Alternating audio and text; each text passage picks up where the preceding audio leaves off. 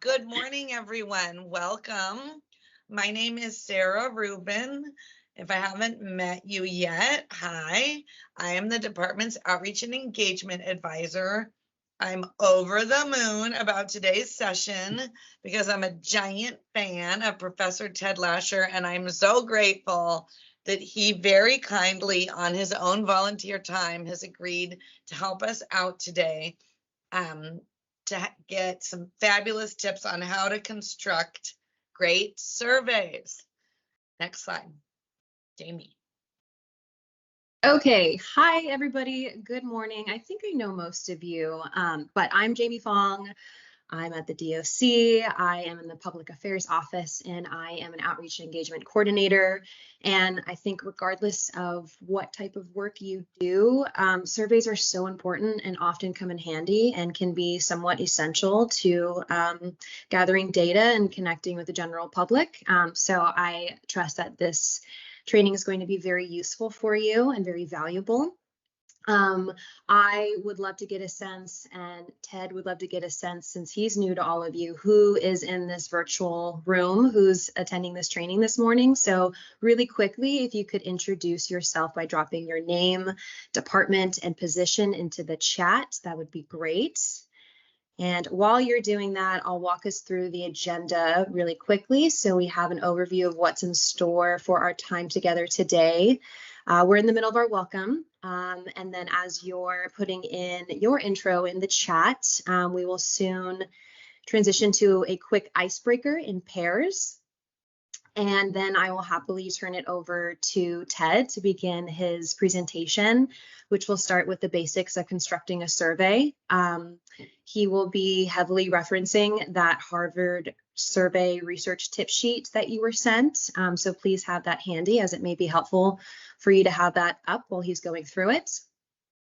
And then we will put all of these ideas into practice. And Ted has a really great exercise set up for you that focuses on drafting survey questions. So you can put into practice what you've been learning this morning, and you'll be doing that in small groups.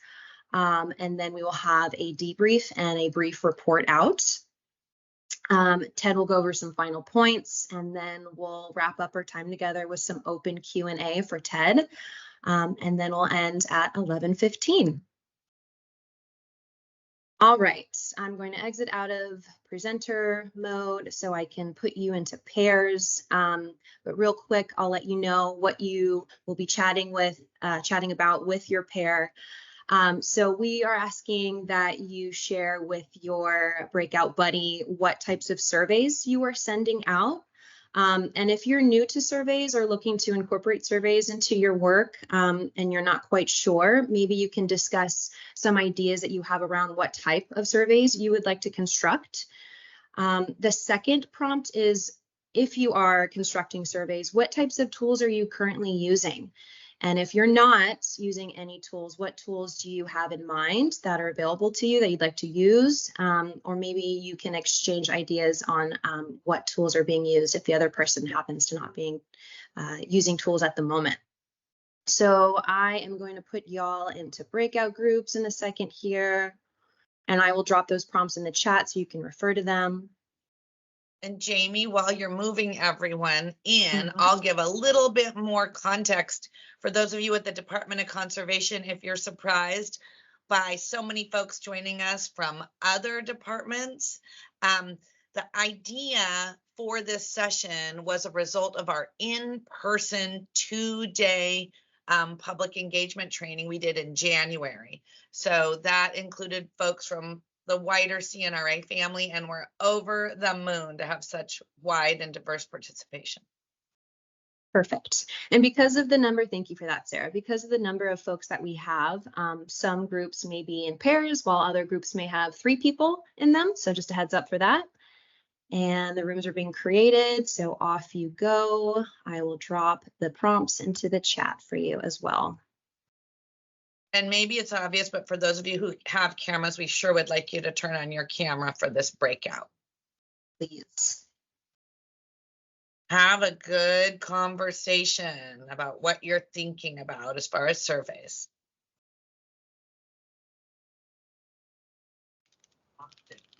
Hey folks, welcome back. Welcome back. Hello. All righty. We hope you had a great conversation. And if you That can was go forced. ahead and open the chat feature here in Teams. And then also, if you're interested, we'd like you to use the raise your hand function and share with us. What did you talk about? What kind of surveys are you sending out? What types of tools are you using? Who is willing to share something with us? Okay, I guess- Shelley, go for it. Yeah, you Sorry. bet. Hi,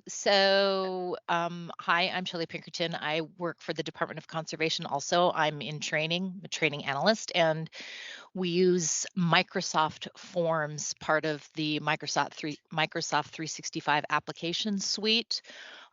We send out a lot of surveys to gauge, the success or failure of trainings, or how to improve, or what we can do better. We kind of use that as that's our designer. That's worked pretty well for us, but I am interested in learning more about developing other surveys to be used also, for example, in our wellness program, which I also manage here at the department for our staff, and trying to get more succinct in how to develop meaningful surveys to get the exact information pulled back that I'm looking for. And I know that that's a fine tune there. So, but yeah, I mean, Forms has worked really well for us. Curious to know about other applications that might be out there for creating forms. Great. Thank you. Catherine, you want to share something?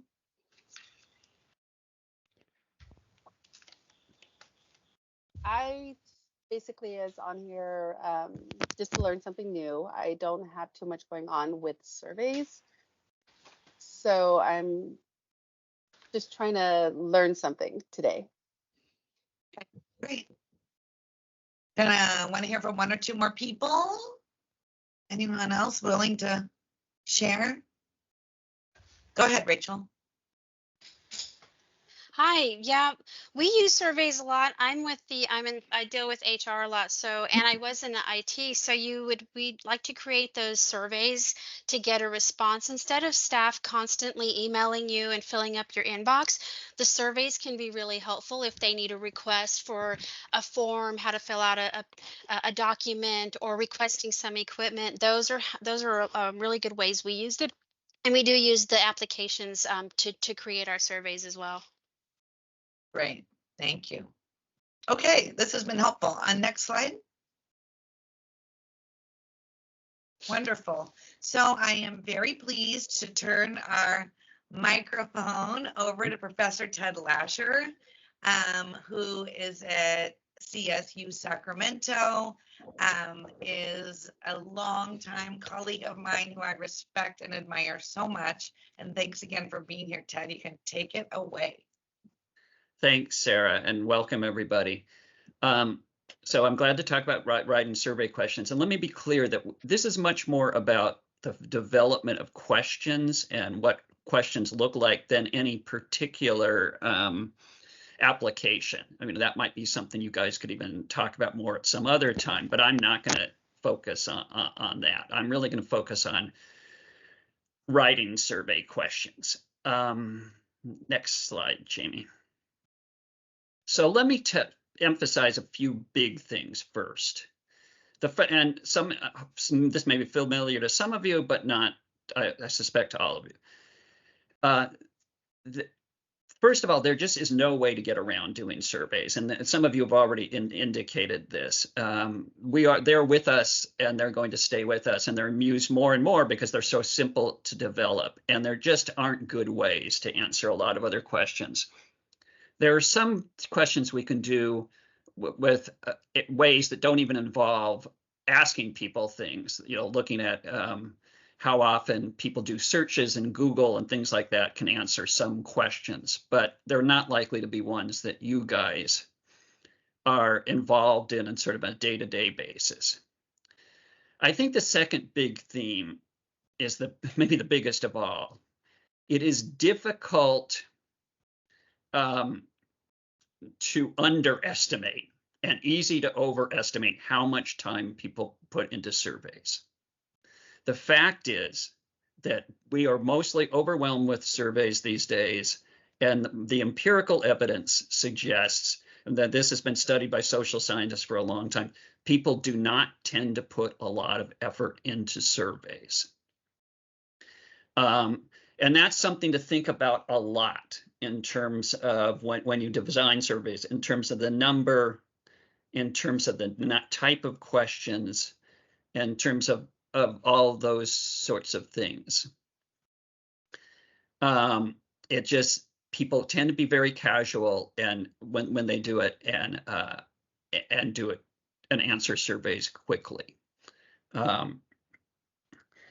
Another big theme is that it's very typical for people to be worried about the number of responses they get for a survey, you know, and you'll see these sort of scan things that will say how many responses you need, et cetera. And that actually tends to be, and then people underestimate the question of representatives of surveys. In particular, for lots of types of surveys, you tend to get people on two ends of the spectrum. People who are very happy with things or people who are very unhappy with things. Some of you who use Yelp have noticed that phenomenon. You may also know that there's a survey called Rate My Professor that exists all over the country, where you rate professors, where students can come on and rate their professors on the quality of their teaching. I have never looked at it. I never intend to look at it because I know enough about it to know how unrepresentative it is. And I've heard enough other folks talk about that.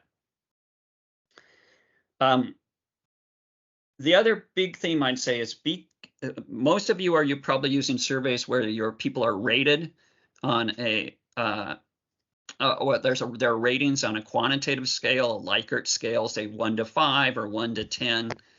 And you should be very cautious about taking those quantitative ratings too literally. The fact is that for one thing, people tend to people differ with respect to how they do ratings. Some people tend to rate at the extremes. They're more likely to use a 1 or a 10 or a 2 or a 9, and some people don't. So depending on what mix of folks you get, it will depend on sort of what the distribution will be and things of that sort. The main thing is to be very careful about taking, you know, a difference between a 4 and a 5 may or may not mean very much on a scale. Let me stop there for a second. Is that clear to people so far?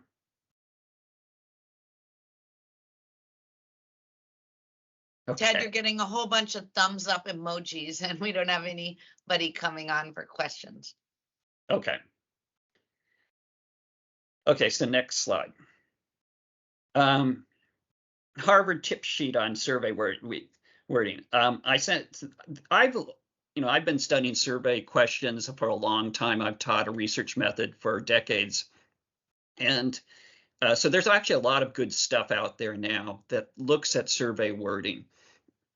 I'm recommending this one, not because it's from Harvard, but because I just think this is I haven't seen a good short guide that gives better advice about designing survey questions, about the problems that you can encounter, about how to interpret them, etc.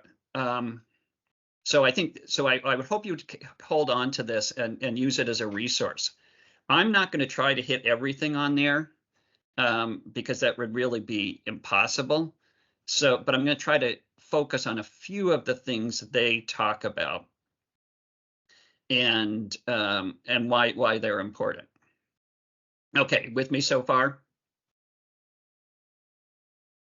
Yes. We're here. Yeah. Okay. Look at that. Lovely. Next page. Okay. First piece of advice I tell all my students: never, ever, ever send a survey out without pre-testing it. That may seem so obvious, but you'd be surprised at all the kinds of mistakes that that people make or find.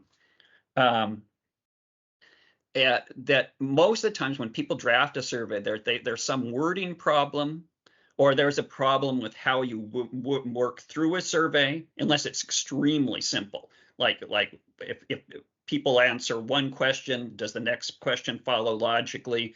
Do you have provisions for people who answer different ways, etc.?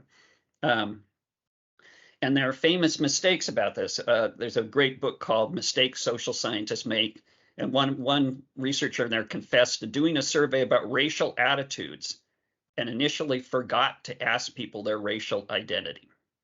Now, I think fortunately it didn't go out like that.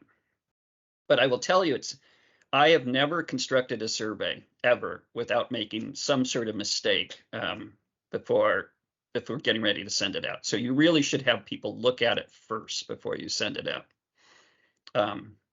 Even when you do that, one time I did a survey of, it had to do with insurance policy with respect to insurance public policy, and we sent surveys to Quebec, and I knew enough to know that even though most people in Quebec can speak English, I sent it to them in French. I had it translated to French, and I got the survey back with some things corrected because people didn't like some of the translations. So there's those sorts of things. Okay. Next slide. The other thing is to keep questionnaires short. This is probably intuitive for most of you, and that your intuition in this case would be correct. And that goes back to the fact that people tend not to spend a lot of time on them. There are also some subtleties required here.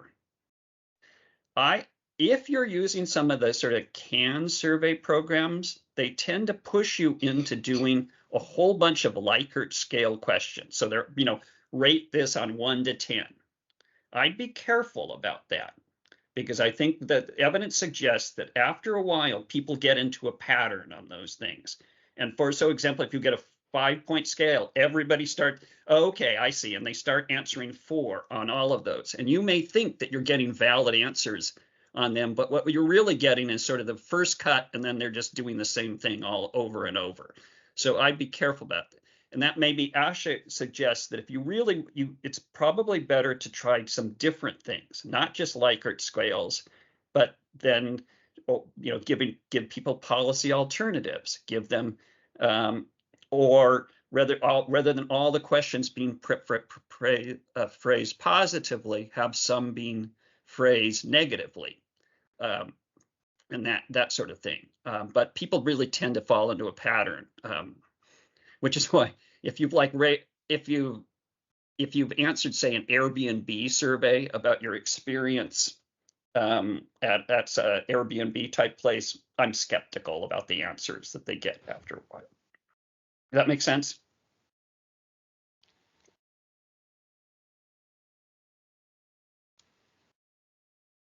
So you got lots of thumbs ups. Yes. So you suggest we vary the types of questions. Yes. So that each time they have to re-engage with the question. Yeah, that is what I suggest. If it depends. Let's face it, sometimes people really aren't trying to find things out. They really are trying to confirm what they already know. But I'm trying to say, if you really want to know, yes, vary the types of questions. And actually, I think in public policy matters, I think you want to give people alternatives. You don't want to give them some sort of easy, like if you ask people, do they want to spend more money on X, right? Ordinary citizens, they will mostly say yes. But if you really want to know how much they prioritize, give them choices between different things that they can spend money on.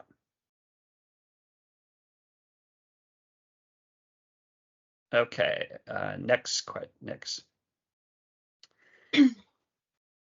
Be cautious about what you can expect from open-ended questions. Now, let me be clear. I think that sometimes you need open-ended questions. Those are questions without response categories where people can write in what they want on a text box or some other way. And I think they are often important to really get at how people are reasoning on things. So I believe in open-ended questions, and I've used them. But in general, and this sort of links back to my earlier point about how much time people spend. On surveys, you can overestimate how much people will spend. Often those responses turn out to be fairly superficial. And the classic of this, there was some classic political research, science research that had been done where ordinary Americans were asked what they thought about the political parties with the hope they'd get back some strong content. And the content that people got back was actually quite thin. So when you ask people what they liked about the Republicans or Democrats, they said things like, they're with me, or they care about working people, quite superficial. For the record, some political scientists also took this to some other countries like Britain, where people think, they know a lot more there. And they got much the same thing. The fact is that A, people don't tend to think a lot about politics, and B, people tend not to spend a lot of time with surveys. Now, it's possible that if you're surveying people with a particular expertise, a very small group, they will give you long answers. My son works for the Water Board. I'm pretty sure if they sent a survey that had specific to water policy, they would get some long responses. But in general, you're more likely to overestimate what you'll get back from open-ended questions, which says, again, that if you're going to use them, be realistic about expectations and don't use too many of them. Next slide.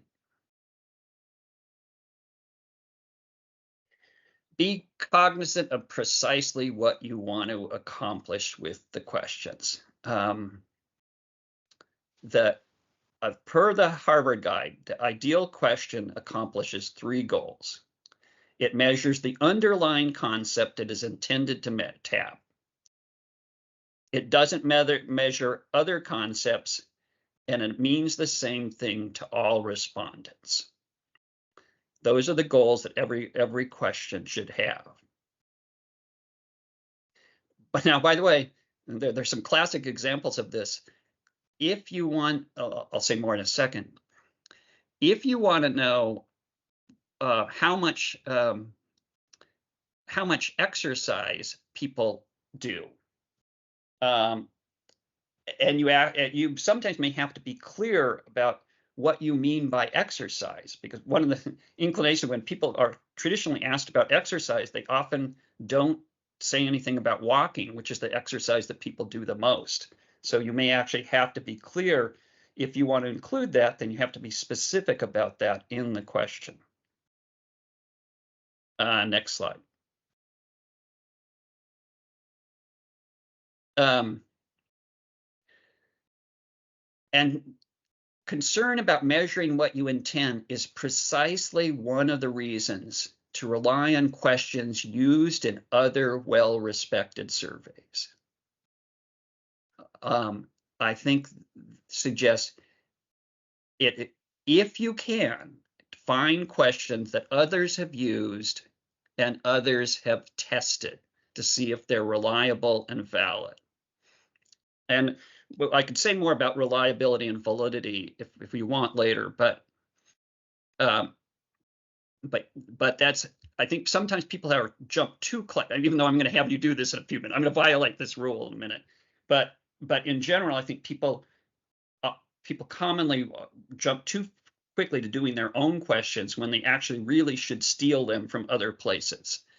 Example, if you wanted to ask people how they, whether they identify with one of the major political parties, there is absolutely no reason for you to develop a question about this on your own.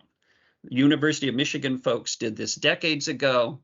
They've been used in numerous studies. They've been shown to be valid and reliable. You should use the Michigan questions. Okay, with me so far, questions? That makes a lot of sense. That hadn't been something I had thought about, but that does certainly resonates that using other people's questions. In this case, we want to tailor things and be unique, but this is a scientific quote unquote endeavor. It can be. So using Yeah. preformed questions, yeah, it's interesting. Thank you. Yeah.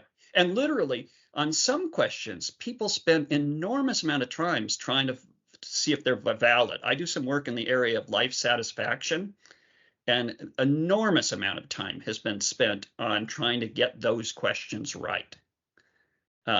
So you can take advantage of that. Ted, we've got a question from Amy. Amy, go ahead. Yes, so my question is, what's a good resource to use to find these studies or these type of questions? I know as an academic, you have like access to that, but as state employees, we don't necessarily have access to all of that. Yeah, but a lot of these, that's a good question, Amy, but even there, you can often go to places, archives that have questions, have surveys, etc. You may not be able to get the data themselves, but you can often get the surveys. The best example of that is the Inter-University Consortium on Political and Social Research, the ICPSR at University of Michigan, which is probably the most important social science data archive in the world. And you can go there. To the chat, please? I'll do it.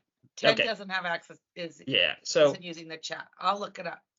So you can go there and you can find studies, you can find questions, you can find surveys. You may not be able to download all the data on your own, but you can find questionnaires, questions that have been used, surveys that have been done, and things like that, and code books that show the actual questions. Perfect. Thank you.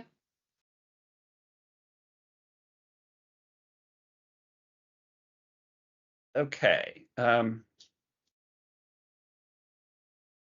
Next slide. Okay. One of the things, and I'm not going to go through all these things, but the Harvard Guide is really good at showing some of the common problems that come up in survey wording. And there's there are a whole bunch of these that have been well identified, and you can find good examples of these. Let me ask a question to you now, and I'm going to pose this to you because I think this illustrates one of the problems, only one, that they talk about in the guide. So here's the question I have for you. Imagine that you wanted to know precisely what ordinary American citizens favored. I'm sorry, I should have said, I demonstrated my own problem. Whether ordinary American citizens favored building a new section of border walls in Texas. Nothing else. That's all you want to know. Do Americans favor that? What exactly would be the problem with asking the following question? Do you support or oppose the Biden administration's plan to build more border walls in parts of Texas close to the border with Mexico? Why is that question problematic? You kind of introduce a bias just right away by saying whose plan it is. Yeah, say more. Mm-hmm. Oh, in a sec. Go ahead. Yes. By saying that's the Biden administration's plan, right? So what should you say? Probably just not have it in there. Just, do you support a plan to build more border walls? Yeah, yes, that's right. That's exactly right. This is an example of what they talk about in the readings, which they call, this is actually a double-barreled question. And you'll see examples of that. Because what you want to ask about is their opinions about the border wall. But what you're then asking them is about the Biden administration too. And it puts people in a very difficult position. If they so then your people who like Biden but don't like the border wall, how do they react? Or they don't like Biden but they do like the border wall, how they puts them in a very difficult position, and you're therefore likely to get unreliable and perhaps not valid answers to the questions. Anyone else want to make a comment? All right, great. Okay, and again, I'm throwing a lot out in a fairly short period of time, but one of the things I've found in doing this for students for a long time is it's helpful to pretty soon have people actually try this. So what I want to do now is have you move to the exercise that I put out for you. And Jamie. Okay. Yeah, great. That's my cue. I'm going to exit out of presenter mode and put you all into breakout groups. You will be given 15 minutes to work together in groups of roughly 5. Ted, I will hand the reins over to you in terms of walking through the instructions and overall purpose of this exercise. So while you do that, I'm going to set up the breakout rooms. Okay.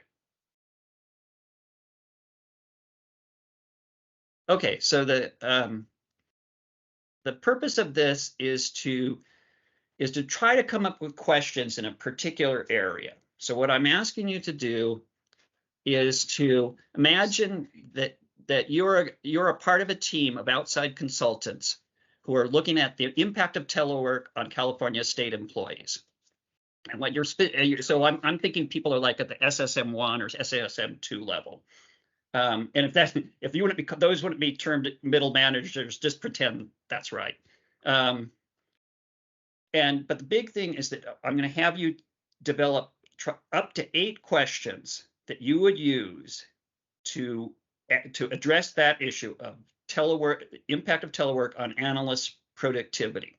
And assume that some other background questions like demographics, how long they've been with the state, et cetera, have been done. So I want you to develop up to 8, given the time we have, precise questions that you would use for this to answer this. Does that make sense?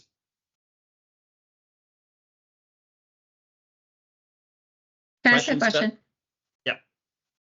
Does having the demographics include knowing if the employees are teleworkers? Yeah, let's assume that's the case. Yeah. Okay. So because I really want you to focus on how you would get at that question, the impact of telework on productivity. Thank you. Any other clarifying questions anyone has before Jamie sends you to your groups? Oh, and I'm going to be in one of the groups because that's just how this works, but I'm not going to say anything. Go ahead, Maravilla. Yes, thank you. Do we have a sample size that we're aiming for with our survey? Yeah, but I actually don't want you to worry about sample size. Okay. That's a whole other different issue. I really want to focus here on questions, the precision of questions that get at exactly what you want to get at. Awesome, thank you. Does anybody not have the instructions that were sent by the email from Jamie? Because if you don't have it up, you'd want to look in that email, and it's in the calendar invite, right? It's not in the calendar invite, In the but email. I did. It's I the did third send that out. attachment. Go grab it. Okay, folks. I'm going to open the rooms. Some of you will be in groups of 5, others 6. So again, you'll have 15 minutes and I'll give you about a 2-minute warning once we approach that 15-minute mark. Have fun.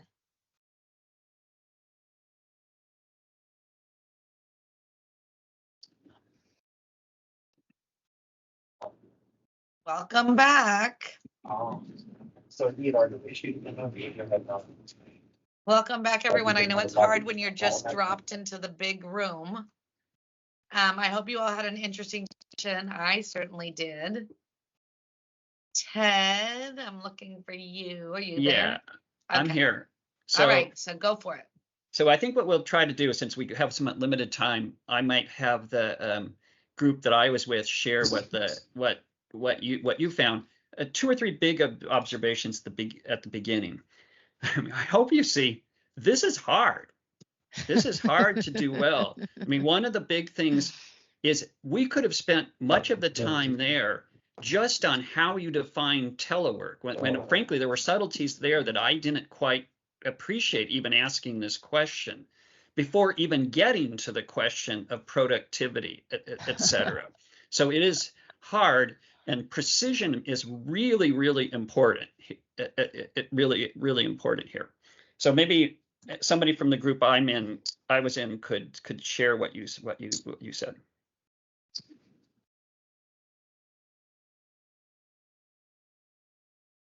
I could take a crack at it, although my Wi-Fi has been glitchy. So if I'm annoyingly glitchy, just let me know. We were in the professor's group.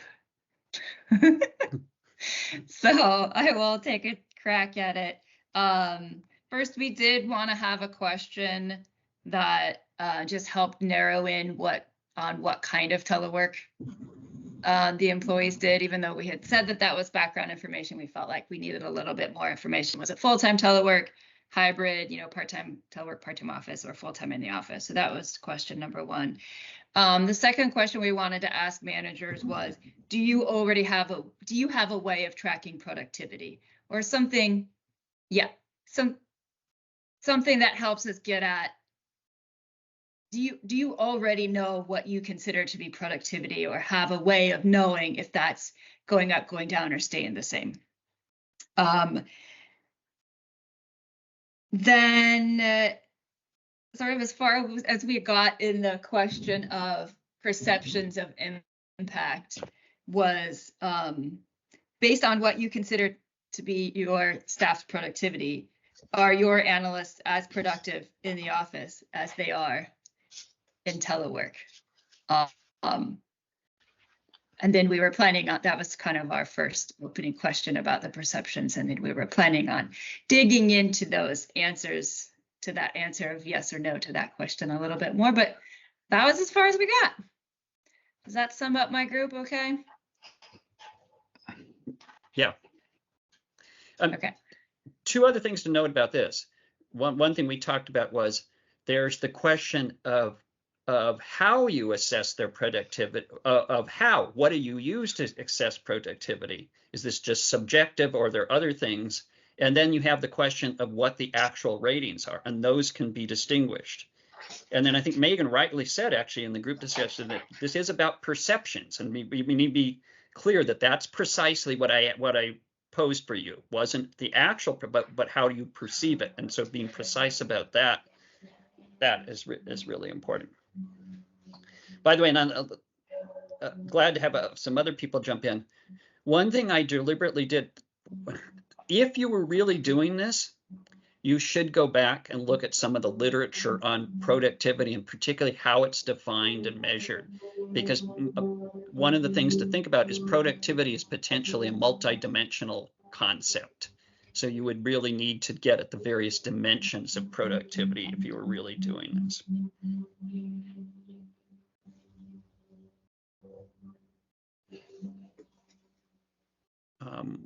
Sarah, did you want to see if any other groups want to share some of the things they did? Sure. Anyone else want to add in?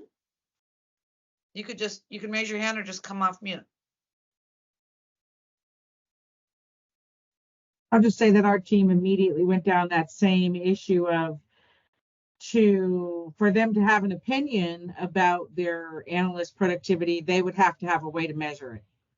So that was where we launched from and to first ask them if they do measure it, and then give them options: time to completion, tasks per day, widget count per unit of measure, project quality and completeness, and deadline adherence, to give them an option of to how they track productivity.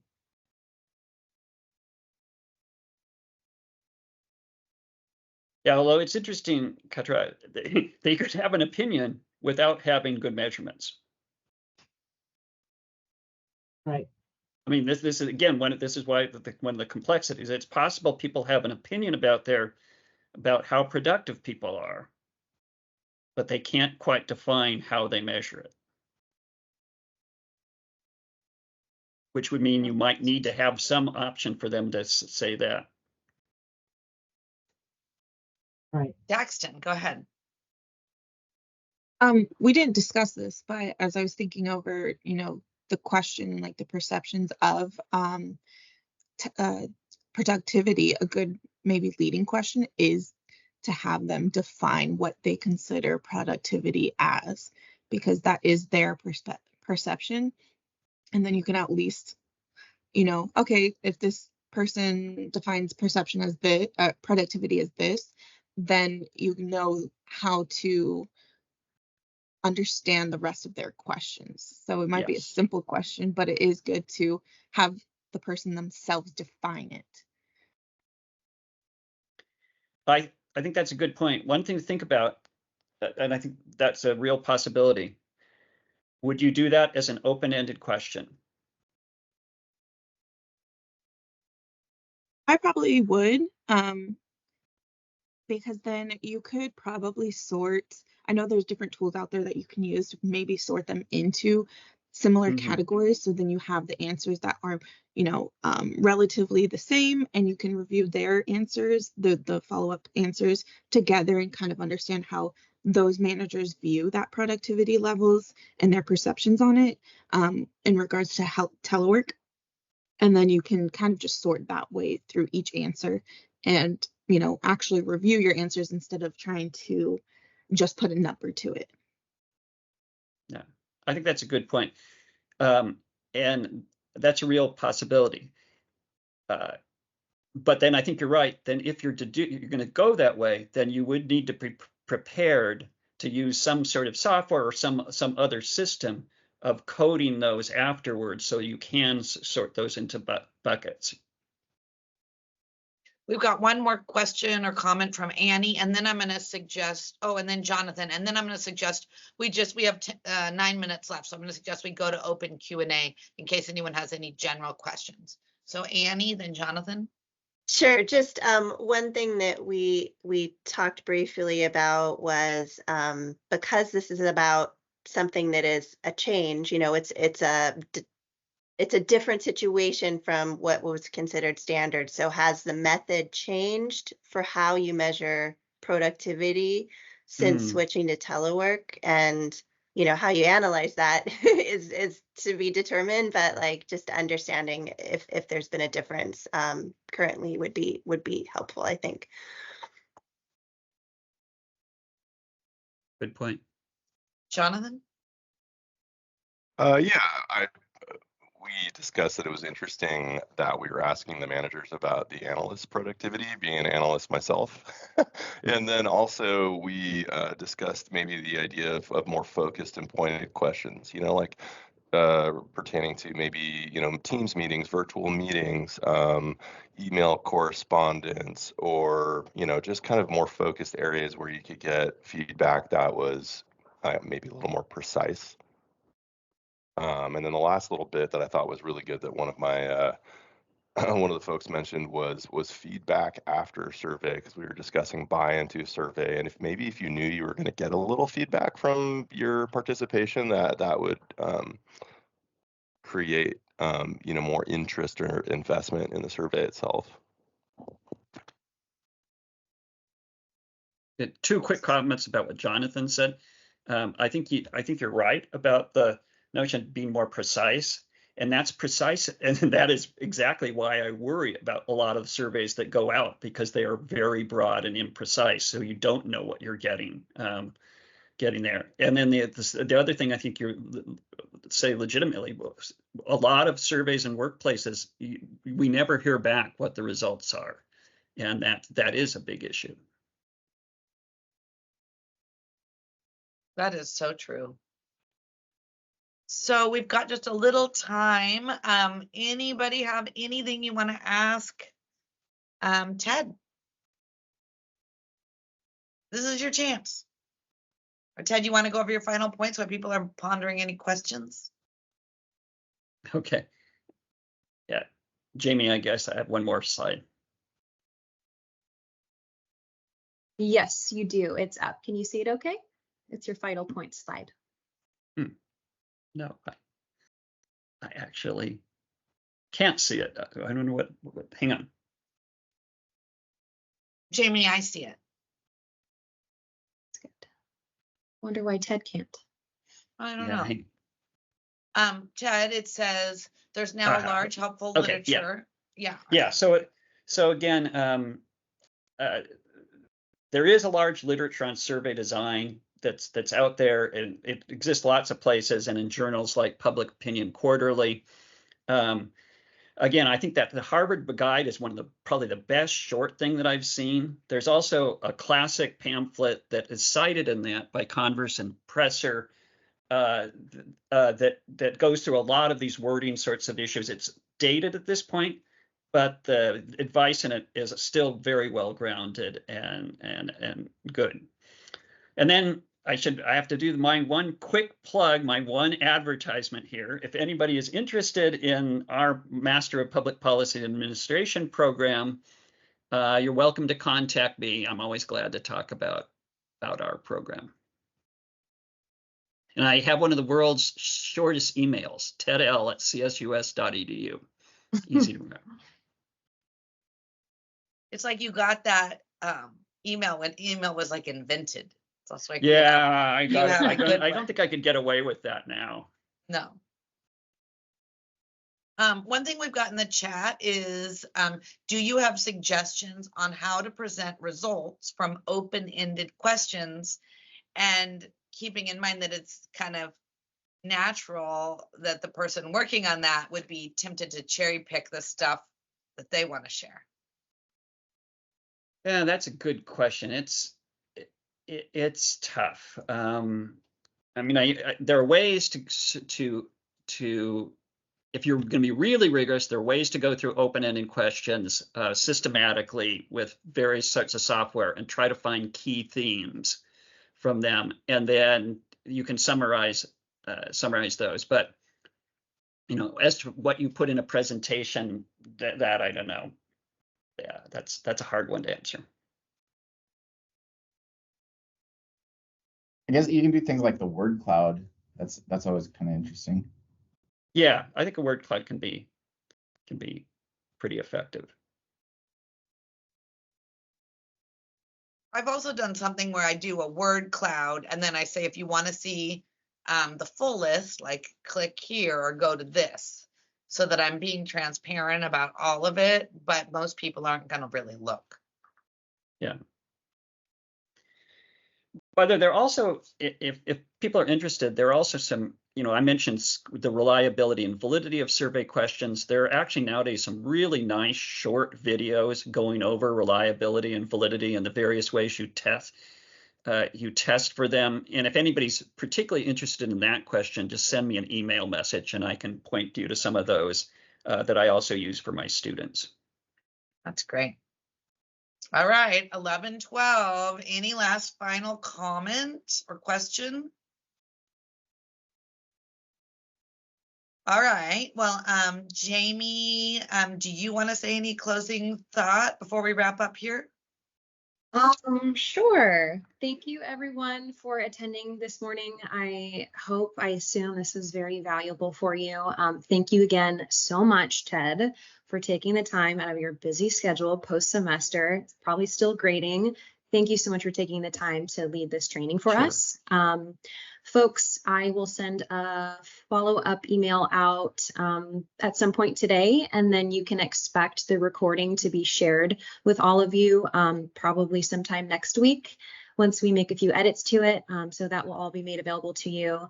And that link that was dropped in the chat to that website that Ted suggested, I'll also include that in the follow-up email as an additional resource for you to refer to later.